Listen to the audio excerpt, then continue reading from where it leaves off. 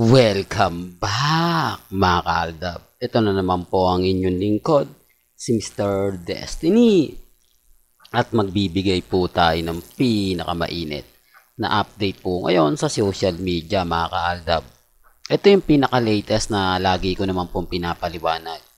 Lagi ko naman pong sinasabi sa mga dumadaan at bumibisita po sa channel natin. Sabi ko nga po sa inyo, kung gusto nyo lang naman po ng trending, kung gusto nyo lang naman po ng mga update, pupunta lang naman po kayo dito po sa channel ni Mr. Destiny. Lahat naman po ng mga gusto nyong mapanood, mapakinggan, relax lang po kayo.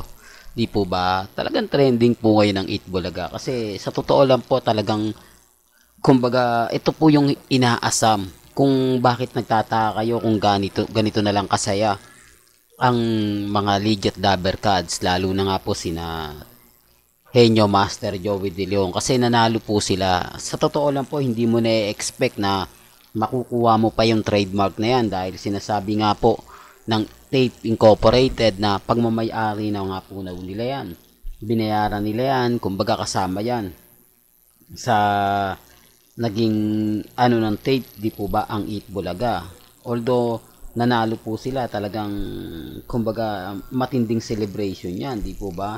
Malaking sampal naman po yan sa EAT o sa ano ba yan, Mr. Destiny. Malaking sampal nga po ito sa GMA Kapuso, di po ba, na kumbaga makukuha na nila yung gusto nilang makuha. Ang ibig kong sabihin o ang pinupunto natin dito mga kaaldab ay yung panalo, di po ba? Yung masasabi natin na kumbaga maraming tao ang nag-aasa, maraming tao ang kumbaga alam nyo na mga kaaldab, ang ibig kong sabihin hindi po ganun kadali, hindi po ganun ka simple lang, hindi po ba, na kung pag-uusapan lalo na nga po pagdating kila Mengay, kay Alden, may kanya-kanya po tayong pananaw, may kanya-kanya po tayong opinyon, lalo na nga po pagdating sa social media.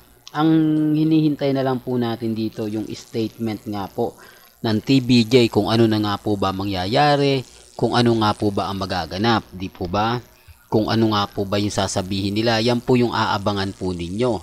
Siyempre bukas na po yan, i-announce po nila yon. Sabi ko nga po sa inyo, dito lang sa channel ni Mr. Destiny, punong-puno na po tayo ng update. Kaya wag po kayong pupunta sa iba. Di po ba? Lalo na nga po pagdating sa social media. O bakit nga po ba nagtitrending si Main? Ano nga po ba ang meron kay Mengay at talagang nagbabiral na naman po siya? Siyempre sasabihin ng iba, siyempre Alden pa na, mga Main fanatics lang yan. Wala namang pong problema. Pag sinasabi nila yan, wag na lang po kayong mag-react. Wag na lang nyo pong patulan etong mga taong to. Kasi ano man po yung sabihin natin, o ano man ang sabihin po ng Aldab Nation, delulo at kulto lang naman po yung ipambabasag sa atin. Yan naman po yung mainit at lagi nilang sinasabi. Di po ba na kapag konting galaw, konting update, naku, yung mga delulo na yan hanggang ngayon, hindi pa nawawala. Yung mga kulto na yan, etc. etc. Di po ba? Relax lang. Sabi ko nga po sa inyo, may mga bagay-bagay po na mahirap nga po talagang ipaliwanag. Lalo na nga po pagdating sa social media, sa Instagram, sa Twitter, sa Facebook, may kanya-kanya po tayong pananaw. May kanya-kanya po tayong opinyon. Di po ba? Kahit naman po kasi ano yung sabihin ko, kahit ano yung ipaliwanag natin, magiging bitter lang po talaga tayo. Di po ba? Totoo naman po yung sinasabi ko, hindi lang po nila natanggap. Hindi lang po nila magawang kumbaga basagin tayo. Hindi po ba? Kasi tayo yung tayo yung namamayagpag, tayo yung nagbibigay ng resibo at ebidensya. Di po ba?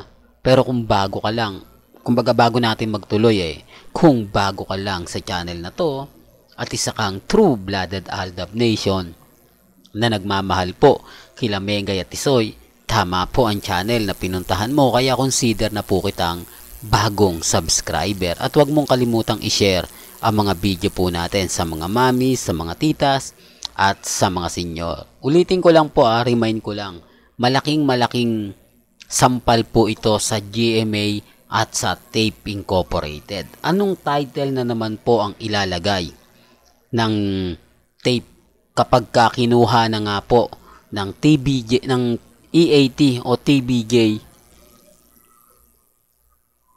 ngayong Pasko ang titulo, di po ba? Di kaya sila naman po ang mag-EAT?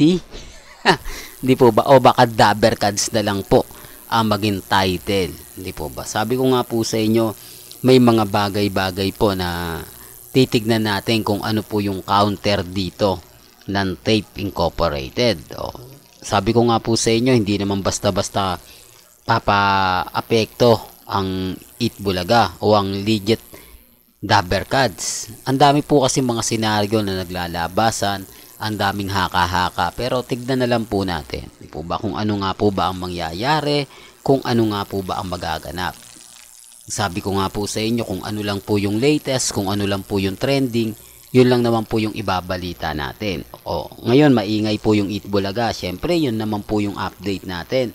Kasi kapag nag-update naman tayo ng kay Alden, sasabihin nila Alden Fanatics naman po tayo. Mamaya, kay Alden Richards naman yung update natin.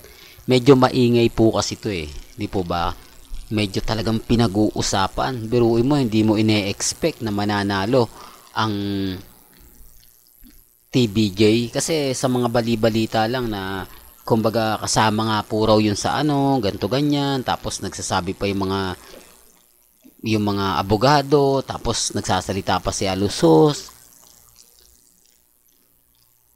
na hindi daw po mawawala ang Itbulaga sa APT, di po ba? Tapos biglang ganito yung nangyari. Yung sinasabi ko mga kaaldab na bilog ang mundo.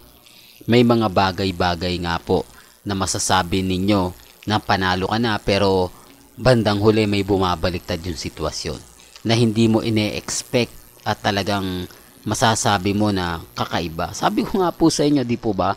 Kasi kung e-expect po ninyo na ganito ganyan, tapos sa bandang huli, oo, andun na tayo. Medyo paniniwalaan po kayo ng tao. Paniniwalaan sila dahil malaking kumpanya sila eh. Pero pagdating po sa mga ganyang senaryo, talagang wagi pa rin po yung mga tao nag-aantay. Di po ba? Sabi nga po nila, mag-aantay tayo kung para sa atin, para sa atin. O, nagkataon lang po mga kaaldab na para po kay Henyo Master Joey De Leon talaga ang titulo. Malay nyo, bukas sa makalawa, Aldab naman. Oops, issue na naman yan. Mr. Destiny. Alam mo, kaya ka lagi nababash eh. Kaya ka lagi na pag-iinitan. Dahil sa mga pinipilit mong ipasok yung mga bagay-bagay na hindi mo dapat ipasok. Di po ba? Sinasabi ko lang po para alam po ng lahat. Di po ba? Ngayon, kung ano po yung magiging komento ng TBJ na ganito ganyan, tapos sasabihin niya na kumbaga sa tulong nga po raw ng Panginoon, nagdasal daw po sila. Alam mo, marami mga senaryo na ganyan. Di po ba? Pero hanggang ngayon, hindi po rin nila sinasabi ang katotohanan kung bakit nga po nila pinaghiwalay ang Aldab. Kung bakit nga po nila inilayo sila Mengay at si Alden sa mga fans po nila. Di po ba? Totoo naman po eh. Hindi ko alam kung bakit, pero gaya nga ng sinasabi natin, dapat maaga pa lang tinapos na nila. Dapat sinabi na nila na wala ng love team. Di po ba? Di mas maaga pang natanggap ng Aldab Nation, pero hindi eh. Di po ba? Nagmistulang kaming mga ganito ganyan, pero kita nyo naman po, hanggang ngayon nananatili kaming matatag. Nananatili kaming kampante. Sa nangyari ngayon sa Katnel, marami po nagsisisi. 11 years na hindi nila ine-expect na sa ganito pong paraan pala magtatapos. Hindi po ba? Pero marami nagsasabi na pelikula lang yan. Mahirap po talagang mag-react ngayon. Mahirap po talagang magsalita habang hindi pa po natatapos. Pero sabi ko nga, lahat naman po ng bagay, dumarating yan. Depende na lang po sa panahon. Di po ba? Malay nyo, etong 2024 para naman po sa Aldab Nation. Kaya chill-chill lang mga kaaldab. Relax lang po kayo. Maging kampante lang. Malay nyo, bukas sa makalawa, tayo naman po ang trending. Well, hanggang dito na lang po yung updates natin mga kaaldab ha. Lalo na nga po sa mga taong walang sawang sumusuporta sa channel ni Mr. Destiny. Kaya kung bago ka lang sa channel na to, at isa kang true-blooded Aldab Nation na nagmamahal po kila Mengay at Isoy, tama po ang channel na pinuntahan mo. Hanggang sa muli, salamat po sa panonood at pakikinig.